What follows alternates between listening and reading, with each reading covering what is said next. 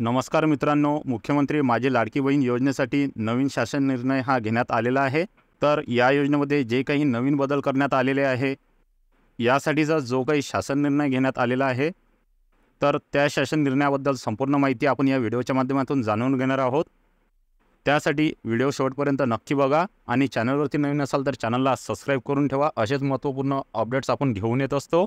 तर बघा, मुख्यमंत्री माझी लाडकी बहीण या योजनेचा अंमलबजावणीमध्ये सुधारणेसह व्याप्ती वाढवण्याबाबत 12 जुलै 2024चा हा जी.आर. आहे। तर या जी.आर. अंतर्गत काही सुधारणा ह्या माझी लाडकी बहीण योजनेअंतर्गत करण्यात आलेल्या आहे। तर आता या योजनेमध्ये कोणत्या महिला पात्र होणार आहेत तर ते आपण बघूया।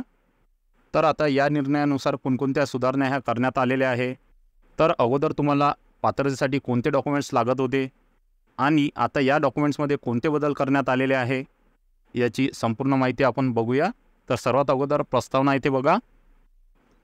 राज्यातील महिलांच्या आर्थिक स्वातंत्र्यासाठी आणि त्यांच्या आरोग्य आणि पोषणात सुधारणा करण्यासाठी आणि कुटुंबातील त्यांची निर्णायक भूमिका मजबूत करण्यासाठी महाराष्ट्र राज्यात मुख्यमंत्री माझी लाडकी बहीण योजना राबविण्याबाबत शासन निर्णय दिनांक 28/6/2024 अन्वये मान्यता देण्यात आली होती। सदर योजनेच्या 28/6/2024 रोजीच्या शासन निर्णयामध्ये अंशतः सुधारणा करून 3/7/2024 रोजी शासन निर्णय निर्गमित करण्यात आला होता। तर आता नेमके कोणते बदल करण्यात आलेले आहे तर ते आपण इथे बघूया। तर मित्रांनो, मुख्यमंत्री माझी लाडकी बहीण या योजनेच्या अंमलबजावणी प्रभावीपणे व सुलभतेने होण्यासाठी खालील बाबींची स्पष्टता करण्यात येऊन त्यास मान्यता देण्यात येत आहे। तर आता ज्या काही मान्यता देण्यात आल्या आहे त्या कशा प्रकारे असणार आहे ते आपण बघूया। सदर योजनेसाठी कुटुंबाची व्याख्या खालीलप्रमाणे राहील। कुटुंब याचा अर्थ पती पत्नी व त्याचे अवयव मुलं मुली ही कुटुंबाची व्याख्या असणार आहेत। यानंतर नवविवाहित महिलेच्या बाबतीत तिचे नाव रेशन कार्डवर लगेच लावणे शक्य होत नाही, त्यामुळे विवाह नोंदणी प्रमाणपत्र असलेल्या अशा नवविवाहित महिलेच्या पतीचे रेशन कार्ड हे उत्पन्नाचा दाखला म्हणून ग्राह्य धरण्यात यावा, तर असा स्पष्टपणे उल्लेख येथे करण्यात आलेला आहे।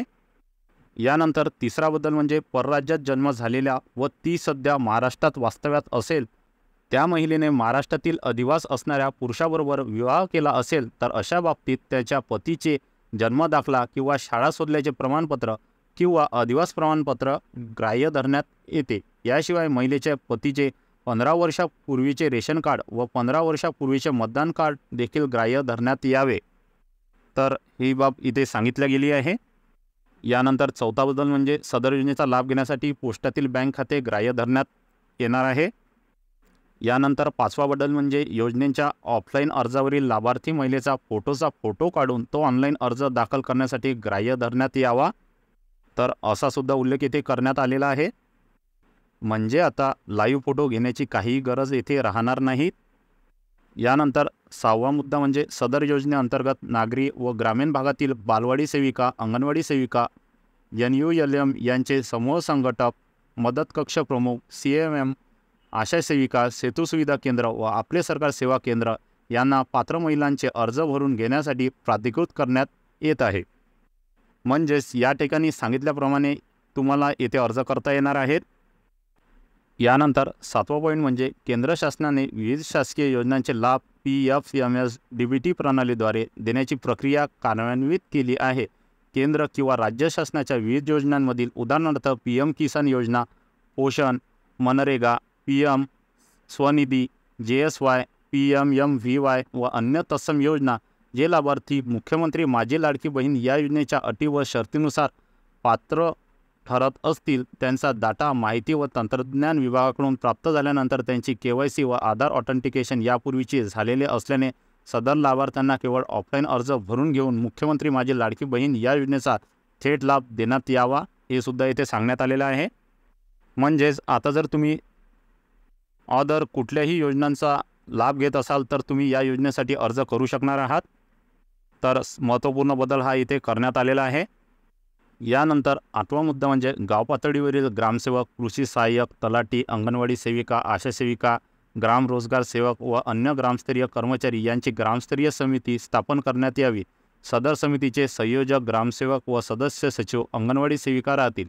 समितीने सदर योजनेसाठी गाव पातळीवरील शिबिर आयोजित करून त्यामध्ये ऑनलाईन तसेच ऑफलाईन या दोन्ही पद्धतीने लाभार्थ्यांची नोंदणी करण्यात यावी. ऑफलाईन अर्ज यशावकाश ॲप व पोर्टलवर भरण्यात यावेत. तर अशा प्रकारे माहिती येथे सांगण्यात आलेली आहे. यानंतर 9वा मुद्दा म्हणजे ग्रामस्तरीय समितीमार्फत अंतिम लाभार्थी महिलांच्या यादीचे प्रत्येक शनिवारी व आवश्यकतेनुसार गाव चावडीवर वाचन करण्यात यावे, असा सुद्धा उल्लेख येथे करण्यात आलेला आहे. तसेच सदर यादी ग्रामपंचायत व अंगणवाडी केंद्र येथे प्रसिद्ध करण्यात यावी. म्हणजे ज्या महिला या योजनेसाठी पात्र असणार आहे तर त्यांची यादीसुद्धा येथे लागणार आहेत. सदर प्रसिद्धी करण्यात आलेल्या यादीवर हरकती प्राप्त झाल्यास त्याचे निराकरण करण्यात यावे, तसेच त्याचे डुप्लिकेशन टाळण्यात यावे, अशी सुद्धा माहिती येथे देण्यात आलेली आहे. यानंतर 10वा मुद्दा म्हणजे शासन निर्णय दिनांक 5/7/2024 अन्वये मुख्यमंत्री माझी लाडकी बहीण या योजनेच्या अंमलबजावणीसाठी अ+ असेल अ व ब वर्ग महानगरपालिकांमध्ये वार्डस्तरीय संरचना असल्याने या महानगरपालिका क्षेत्राकरिता तालुकास्तरीय समितीऐवजी वार्डस्तरीय समिती गठीत करण्यात आलेली आहे. सदर समिती आता अ+ अ व ब वर्ग महानगरपालिकांपुरती मर्यादित न राहता सर्व महानगरपालिका क्षेत्रात वार्डस्तरीय समिती गठीत करण्यात आलेली आहे.